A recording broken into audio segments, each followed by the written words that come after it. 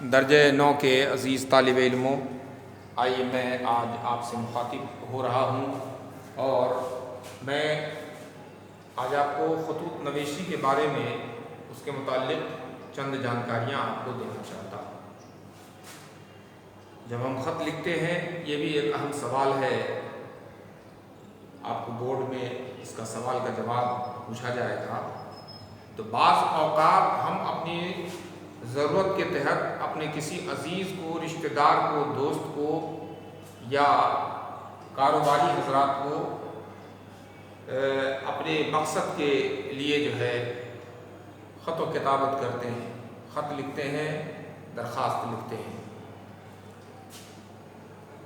ایسی تحریری خطوط، اسے ہم تحریری خطوط کہتے ہیں، لکھ کر جب ہم دیتے ہیں تو اس کو تحریری خطوط کہتے ہیں۔ خطوط کو ہم دو حصوں میں تقسیم کر سکتے ہیں، ایک تو نجی ہو سکتا ہے اور دوسرا کاروباری ہو سکتا ہے۔ جب ہم کسی رشتہ دار کو، چچا کو، ماموں کو، والد کو، والدہ کو یا اپنے دوست اور رشتہ داروں کو جب کوئی خط لکھتے ہیں تو وہ میرا نجی خط ہوتا ہے۔ لیکن جب ہم اپنے پرنسپل کے نام، جب ہم اپنے ہیلتھ آفیسر کے نام، کسی تھانے دار کے نام یا اور دوسرے کسی آفیسرز کے نام، جب پوسٹ ماسٹر وغیرہ یا بک سیلرز وغیرہ کے نام جب خط لکھتے ہیں تو وہ ہمارا کاروباری خط کہلاتا ہے۔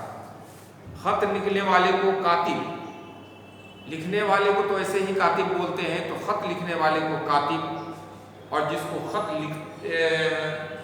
جو خط لکھتا ہے وہ مکتوب نگار کہلاتا ہے، مکتوب نگار کہلاتا ہے، اور جس کو خط بھیجا جاتا ہے وہ مکتوب علیہ کہلاتا ہے۔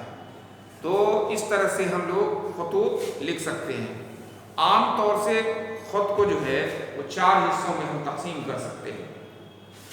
کتنے حصوں میں تقسیم کر سکتے ہیں؟ 4 حصوں میں۔ پہلا لفظ جو ہوگا وہ القاب ہوگا، القاب، القاب میں 1 نمبر میں، اور دوسرے نمبر میں ہم آداب لکھیں گے۔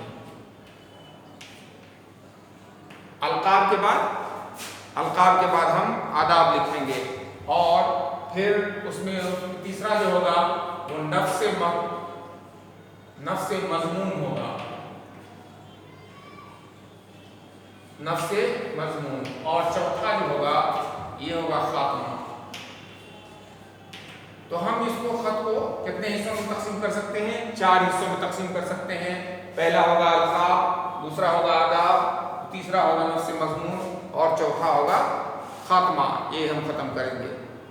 مانے القاب کا مطلب یہ ہو گیا کہ جب ہم کسی، جس کے نام بھی ہم خط لکھیں گے تو ان کو ہم ان کا القاب کے ساتھ اس کا تذکرہ کریں گے۔ جیسے والد کے نام تو ہم لکھیں گے محترم جناب والد صاحب۔ اس کے بعد آداب کریں گے، القاب کے بعد آداب، السلام علیکم ورحمۃ اللہ وبرکاتہ۔ اس کے بعد ہم لوگ مدعا پر آئیں گے۔ اس کے بعد اپنا نفس مضمون لکھیں گے، ہم لوگ خیریت سے ہیں، آپ کی خیریت خداوند کریم کی درگاہ سے نیک چاہتا ہوں۔ اب اس کے بعد ہم اپنا مضمون لکھنا شروع کریں گے کہ احوال ضروری یہ ہے کہ یہاں سب بخیر و عافیت ہے، اور آپ نے میرے امتحان کی تیاری کے متعلق جاننا چاہا ہے، اور اس متعلق جو آپ کو باتیں کہنی ہے وہ نفس مضمون کہلائے گا۔ اور اخیر میں خاتمہ ہوتا ہے، جو آپ خاتمہ کے طور پر آپ لکھیں گے کہ والد صاحب اس وقت کی تنگی ہے، میں ابھی ٹیوشن کو جا رہا ہوں، اگلے خط میں تفصیل سے آپ کے سوالوں کا جواب دوں گا، اس وقت آپ مجھے اجازت دیجیے۔ والدہ کو اور گھر کے تمام بڑوں کو میرا سلام عرض کر دیجیے گا، اور بچوں کو بہت بہت پیار۔ یہاں پر خاتمہ ہو جائے گا، آپ کا پیارا بیٹا، آپ کی پیاری بیٹی۔ تو اس طرح سے ہم لوگ خطوط لکھ سکتے ہیں۔